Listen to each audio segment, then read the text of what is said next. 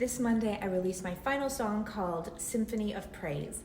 And I'm not gonna lie, when I started sharing this story, I really had absolutely no idea what to expect. I thought I might share 3 or 4 of my singles and tell my story along the way. I really had no definite plan. In fact, it kind of related to Moses when God asked him to take a great step of faith. And when Moses hesitated, if you remember the story, God's response to him was, hey, you go and I will lead you. Like, he needed Moses to go first, and that was his promise, is that he would lead him. And that's very much how this has worked for me, is I've just said, hey, yes, I will share my story, and please lead me along the way.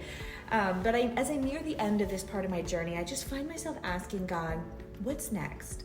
How would you like to use my life, my story, my music? And as the excitement of the whole experience just settles a little bit, I realize that the thing that I'm valuing the most are the conversations that sharing my story have opened up. People I honestly never thought I would hear from have let me know that they needed to be reminded that Jesus is still healing and restoring lives right now, today, in the 21st century. And so I would like to end my story by opening myself up to hear your story.